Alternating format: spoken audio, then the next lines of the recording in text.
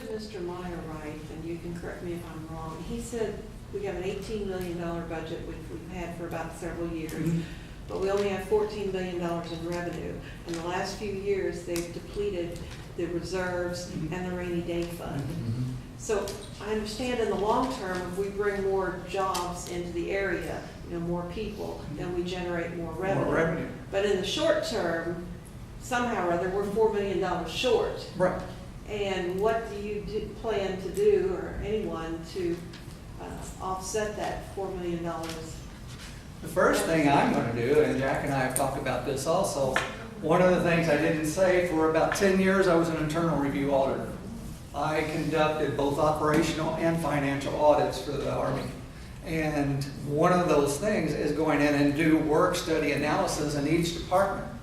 Go in and find out where the fat is. Find out what processes can be changed. If it's a redundant process in 2 or 3 departments, then combine it into the one and let it work that way.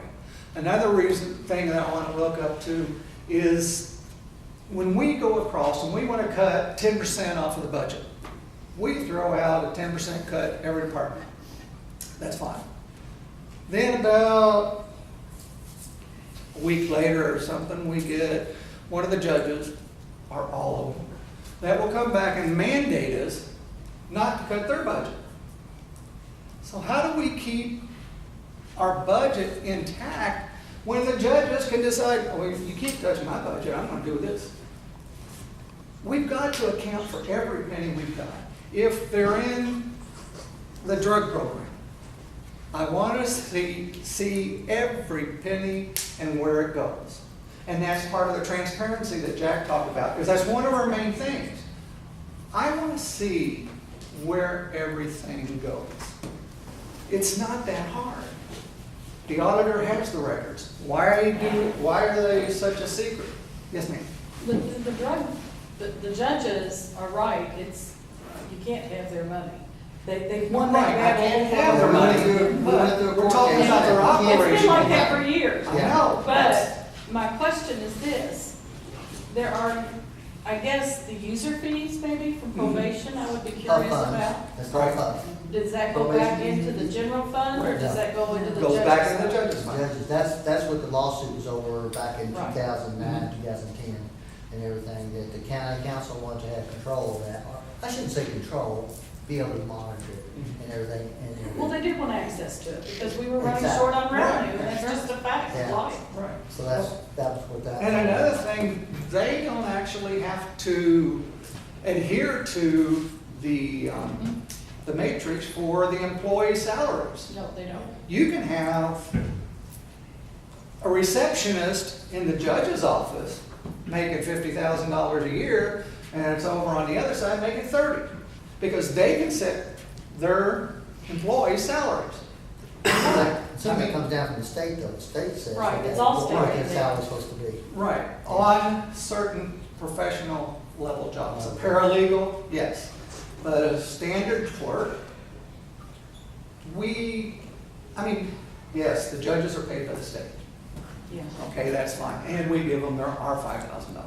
But I guess my question would be, who, for instance, right now is the executive director of the County Redevelopment Commission? Do you know? That's a who good that question, is? because I I don't don't even know. think if The we there have county one. is. redevelopment commission is kind of gone. Since Charlie Reicher passed away, you knew Charlie was in charge of that, and he passed away. It wasn't very active. Well, and then know I they guess- just reinstated some members. My charge to you all would be that if you're elected, that redevelopment, you're talking major industry and an airport expansion with no redevelopment commission and no planning. There's no plan. And there's got to have, you can't have, that is infrastructure. Right. Getting that reactivated and getting that planner on staff has got to be a top priority. And my Or you're not gonna proposal do on it. that, though, has taken a little further, because I've thought about this also. Every city, we got Clarksville has a redevelopment office. We've got Every- Jeffersonville has a redevelopment office. Okay, fine.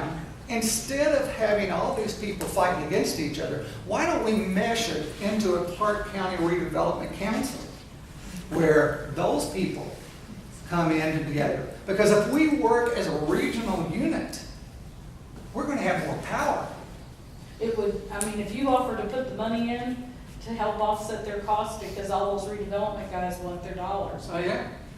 you probably could get that accomplished. That's what I mean, but see, we've got to do it, and I hate to use the cliche, But there's think outside the right, box, there could because be we some don't need the same old business tactics that has gotten us into this mess. In a fiscally responsible manner. Well, Yes. You need a countywide plan. Let me just Yes, and point out that's one what, thing here. I think we're, Clark, go ahead. Well, we have one thing, we are fortunate, we have probably one of the best chambers in the state, one southern Indiana. You know, it's Clark and Floyd combined together.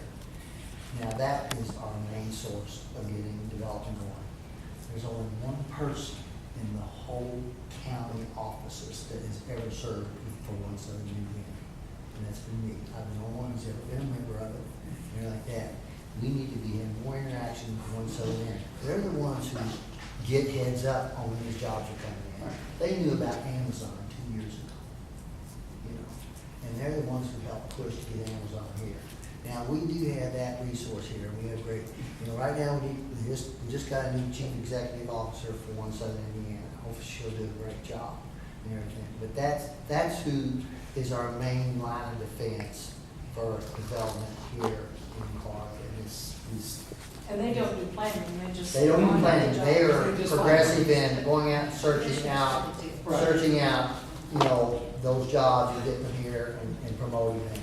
And that's one of our best resources. But like you just said, we have, our county redevelopment has just died. And the cities now have kind of picked it up and joined forces on their own, because let's face it, Clarksville's a town. Jeffersonville's a city and everything. But you know what? We're all Clark County. Right. And it's exactly what you said. Until we all start working together, all the municipalities working with the county, all we have to do is set it up and then we may set up the meetings, we may moderate the meetings.